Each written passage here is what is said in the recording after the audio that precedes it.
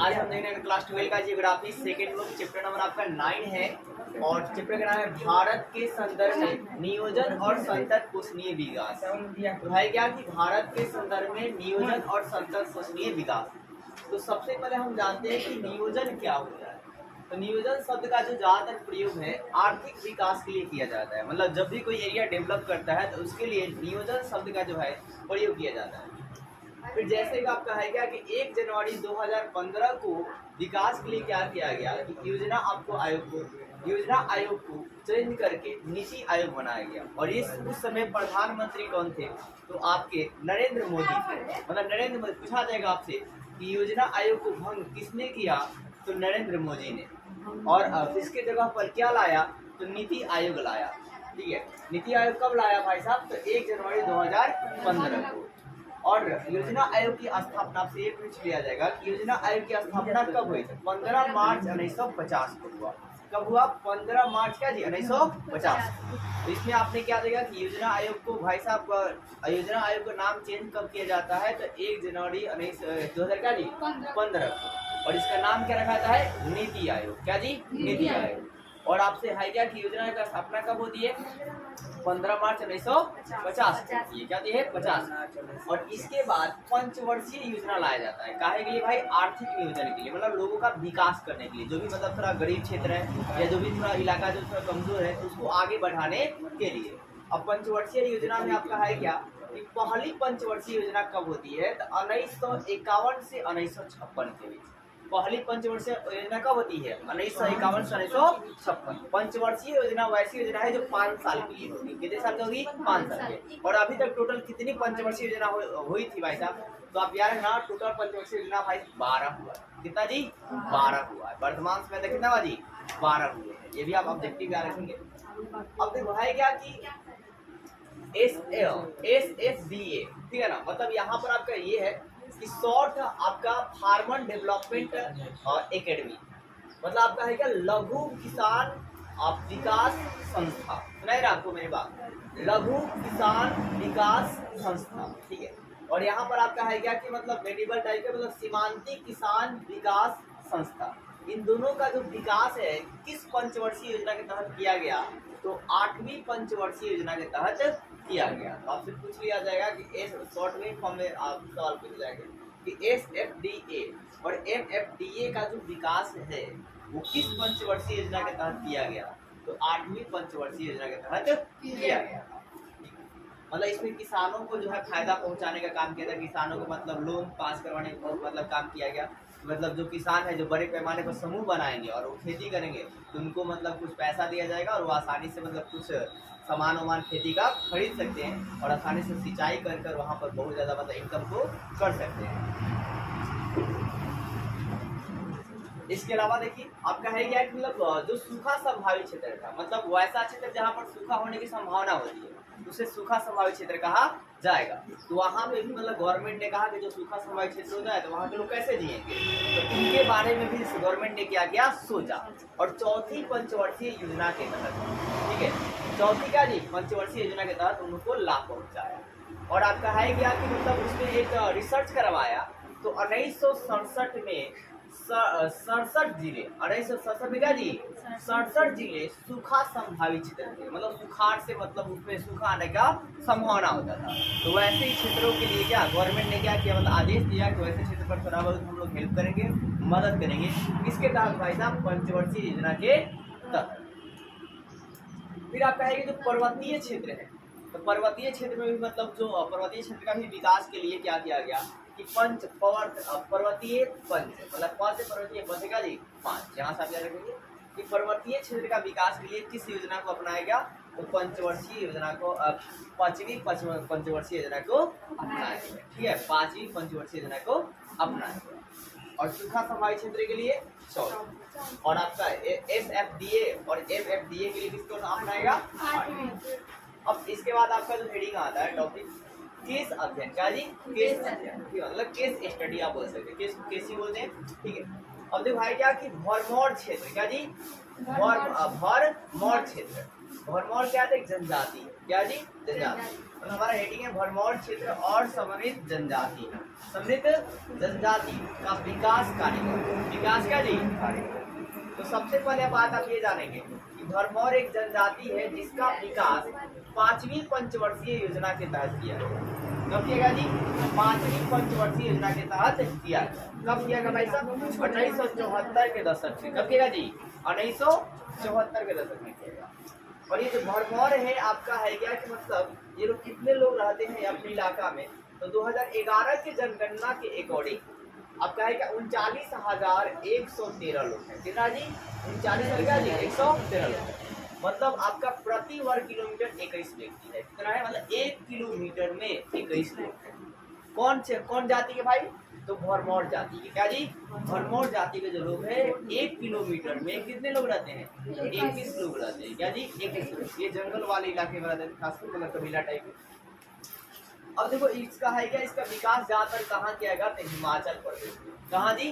हिमाचल प्रदेश। और इसमें एक सूची तैयार की गई। क्या भाई साहब? तो यह मतलब ये आपका भरमौर क्षेत्र समन्वित जनजातीय के विकास का यह 21 नवंबर 1975 में अधिसूचित जनजाति क्षेत्र है। अधिसूचित क्या जी? जनजाति क्षेत्र है। कौन? ये समन्वित जनजाति जो है वो कौन सा है? तो 21 नवंबर को पता चला कि 1975 में कि अधिसूचित क्या जी? जनजाति क्षेत्र। और इस जनजाति क्षेत्र में जो गद्दी, ध्यान दीजिए, इसे गद्दी जनजाति क्षेत्र का है। यह जो जनजाति है समन्वित जनजाति वो कैसी है जी? गद्दी जनजाति क्षेत्र है। अब गद्दी जनजाति नाम के ऊपर क्या भाई साहब? ये लोग गदियाली भाषा बोलते हैं। कौन सी भाषा बोलते हैं? गदियाली भाषा बोलते हैं। हम लोग बिहार के जैसे भोजपुरी बोलते हैं उसी प्रकार जो मतलब एक जनजाति है क्या समन्वित जनजाति, वो आपका अधिसूचित के अंतर्गत आती है। और यहाँ पर गद्दी जनजाति का ये क्षेत्र होता है क्योंकि ये गदियाली भाषा को बोलते हैं। अब से ये पूछ लिया जाएगा कि गदियाली भाषा कौन बोलते हैं? तो गद्दी जनजाति के क्षेत्र या अधिसूचित जनजाति के क्षेत्र के लोग जो है बोलते हैं। अब है क्या कि सरकार ने इन पर ध्यान दिया, इन जनजातियों पर, ठीक है। और पढ़ने लिखने का क्या का पैसा डिनोट किया, ठीक है, योजनाओं के तहत। और इस तरह आपका है क्या कि मतलब जब देश आपका आजाद हो गया उसके बाद आपका 1971 में देखा गया कि मतलब पैसा वैसा दिया गया, खर्चा किया गया, ठीक है। उनकी हालत कुछ अच्छी हुई, सुधार हुआ, तो वो भी पढ़े लिखे। और साक्षरता दर 1971 में आपका 1.8%। कितना था? 1.8%। लेकिन जब इन पर सरकार ने ध्यान दिया और थोड़ा बहुत मतलब इन्होंने अपने बच्चे पर ध्यान दिया तो 2011 में इनका साक्षरता दर कितना हो गया? 65%। मतलब ये भी थोड़ा बढ़ने लगा। फिर 20वीं शताब्दी के अंत में, 20वीं सदी का जी अंत में, अब इनका थोड़ा माइंड डेवलप कर गया था, ठीक है। और जब डेवलप कर दिया था तो इन्होंने नगदी फसल का विकास किया। क्या जी? नगदी फसल। मतलब नगदी फसल किसे कहते हैं? वैसा फसल जिसे नगद प्राप्त होती है उसे नगदी फसल कहा जाता है। नगदी फसल में ज्यादातर सब्जियां आती है। क्या जी? सब्जियां। और इन फसलों को वहां बोया जाता है जहां शहर पास, जहाँ शहर का जी पास, और व्यापारी भी आसानी से मिल सके, ताकि नगदी फसल को तोड़े और आसानी से मार्केट में जाकर बेच दिए। तो ये था आपका मतलब क्या बोलते हैं केस अध्ययन। तो इसमें कुछ नहीं था, मतलब पहली बात आप फिर से एक बार ध्यान दो, मैंने आपको बताया नियोजन। नियोजन शब्द का प्रयोग जो है आर्थिक विकास के लिए किया जाता है। पहली बात क्लियर है? किसके लिए किया जाता है? आर्थिक विकास के लिए किया जाता है। दूसरी बात आप याद रखना कि जो योजना है, योजना आयोग है, इसको आपका है क्या स्थापना कब हुई? 15 मार्च 1950। इसको भंग किसने किया? नरेंद्र मोदी। और इसके स्थान पर क्या लाया? नीति आयोग। कब लाया? 1 जनवरी 2015 को। और फिर इसके पहले क्या था? पंचवर्षीय योजना थी। पहली पंचवर्षीय योजना कब हुई? 1951 से कितना जी? 1956। इसके बाद आप 5 साल जोड़ते जाइए, ठीक है। 57 से फिर 5 साल, फिर ऐसे कर कितने पंचवर्षीय योजना हुए? 12। जिसमें से आपका है कि 8वीं पंचवर्षीय योजना के तहत SFDA पर और MFDA पर ध्यान दिया गया। और चौथी पंचवर्षीय योजना के तहत सूखा संभावित क्षेत्र पर ध्यान दिया गया। एक रिसर्च के अनुसार पता चला 1968 में 67 जिले संभावित जो है सूखा संभावित क्षेत्र। फिर आपका है क्या 5वीं पंचवर्षीय योजना के तहत पर्वतीय क्षेत्रों का विकास जो है किया गया। अब इसके बाद है केस अध्ययन में मैं देखा कि भरमौर क्या थी? एक जनजाति थी जिसका विकास 5वीं पंचवर्षीय योजना के तहत ही किया गया। और ये कब किया गया? 1974। फिर आपका है क्या 2011 की जनगणना के अनुसार जो भरमौर लोग हैं उनकी संख्या कितनी है? तो 39,113, यानी प्रति वर्ग किलोमीटर में 21 व्यक्ति भरमौर जनजाति के हैं। और इसके अलावा बताया कि इसका विकास जो ज्यादा कहाँ हुआ है, हिमाचल प्रदेश में। क्या जी? हिमाचल प्रदेश। और इन्हें अधिसूचित जनजाति का क्षेत्र यह है, ये कब बात कहेंगे, 21 नवंबर 1975। फिर इन्हें ये गद्दी जनजाति के क्षेत्र भी है क्योंकि ये गदियाली भाषा का उपयोग करते हैं। इसके अलावा इनका 1971 में साक्षरता दर कितना था, 1.88, लेकिन 2011 में जब इन्होंने सरकार ने ध्यान दिया तो कितना चले गए, 65%।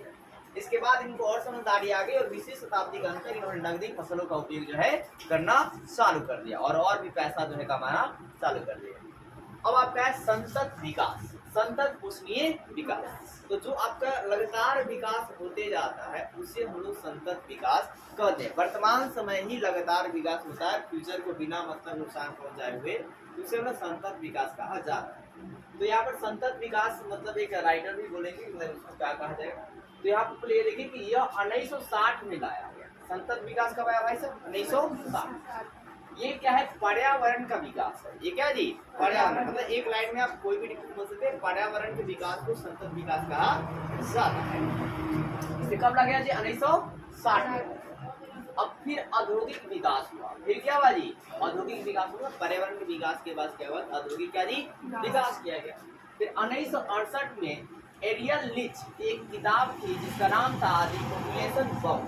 क्या जी, द पॉपुलेशन बम। आपसे पहला ऑब्जेक्टिव यही पूछ लिया जाएगा कि द पॉपुलेशन बम किताब जो है किसकी है, एरियल लिच की। किसकी है, एरियल लिच। ये कब पब्लिश हुई, 1968 में। मतलब लोगों के सामने कब है, 1968 में। फिर आपका है क्या, एक मीडोस की बुक है द लिमिट टू ग्रोथ, मतलब ग्रोथ पर आपका लिमिट होना चाहिए, ठीक है, मतलब जनसंख्या को बढ़ने। तो उसकी किताब कब आई, 1972।